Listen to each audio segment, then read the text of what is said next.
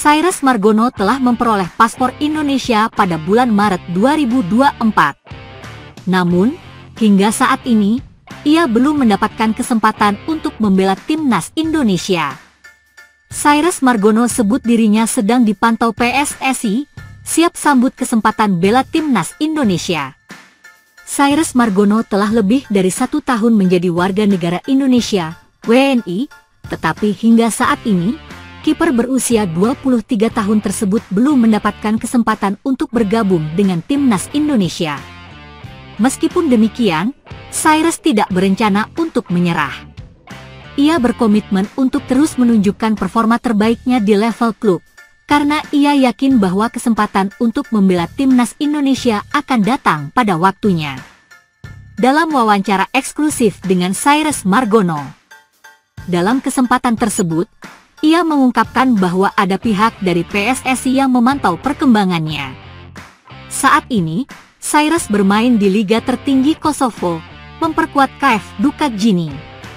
Jadi, saya tahu mereka, yang bisa saya katakan adalah saya tahu mereka sedang memantau saya sekarang.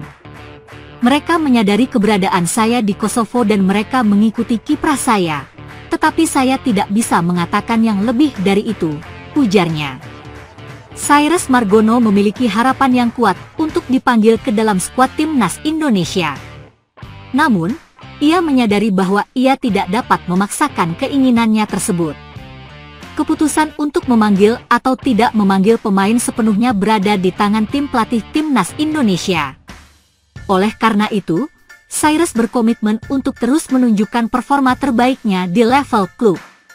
Saya hanya perlu melakukan yang selama ini saya lakukan, yakni bermain, biarkan pelatih nanti yang menentukan, tegas Cyrus Margono. Persaingan untuk mendapatkan posisi sebagai kiper utama di timnas Indonesia kini semakin ketat. Martin Paes telah menunjukkan kenyamanan sebagai penjaga gawang nomor 1. Di sisi lain, Emil Audero Mulyadi juga mencuri perhatian dengan pengalaman dan kemampuan yang terbukti. Selain itu, terdapat kiper-kiper lain yang berkompetisi di liga lokal, seperti Hernando Ari dan Nadeo Argawinata. Keduanya juga memiliki pengalaman internasional yang cukup memadai, yang menjadikan persaingan semakin menarik. Dalam situasi ini, para kiper harus terus meningkatkan kemampuan mereka untuk bisa bersaing di level tertinggi.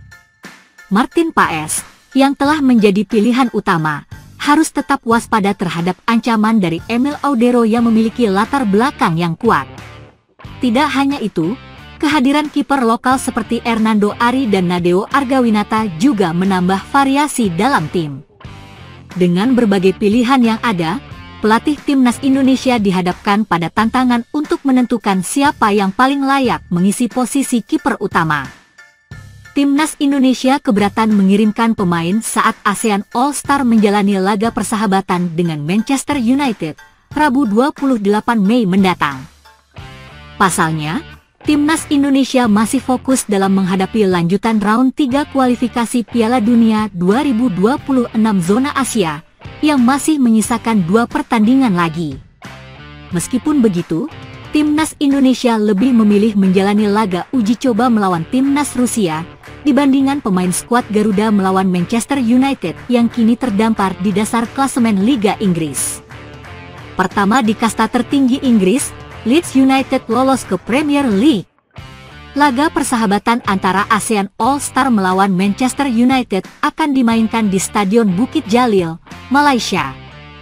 Saat ini persiapan telah dilakukan oleh tim ASEAN All-Star sebagai pelatih Kim Sang-sik dari timnas Vietnam asal Korea, dan sudah memanggil beberapa nama untuk diandalkan melawan Manchester United.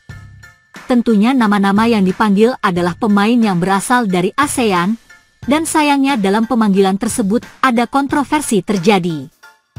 Kontroversi yang dimaksud adalah soal potensi pemain Indonesia yang nantinya bisa dipanggil, padahal di waktu yang hampir berdekatan timnas Indonesia juga akan bermain melawan Cina di kualifikasi Piala Dunia 2026 di GBK, Kamis 5 Juni 2025. Situasi inilah yang akhirnya mendapatkan perhatian dari beberapa pihak, termasuk dari Ketua PSSI Erick Thohir dan Ketua AFF selaku penyelenggara.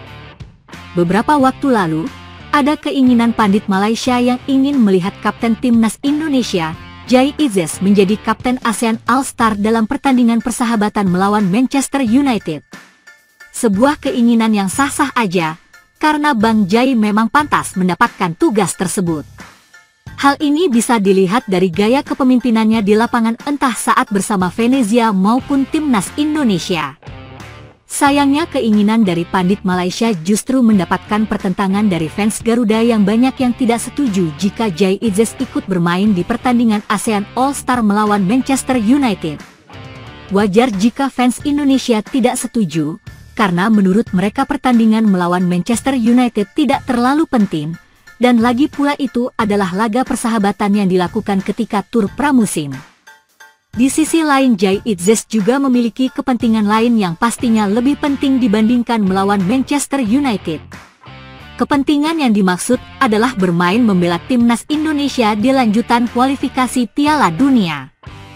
Kebetulan jadwalnya juga sangat dekat dan cuma berjarak 1 minggu saja, sehingga dibanding ikut melawan Setan Merah, Jai Izzes lebih baik fokus kepada Timnas Indonesia. Pada akhirnya pihak ASEAN mulai melunak kepada Indonesia. Kim Sang SIK untuk sementara cuma memanggil 2 pemain Timnas Indonesia yakni Muhammad Ferrari dan Asnawi Mangkualam. Soal ini sudah dibahas oleh Erick Thohir di hadapan media beberapa waktu yang lalu. Surat dari AFF sudah diterima oleh Pak Sekjen PSSI Yunus Nusi dan sudah lapor ke Erick Thohir.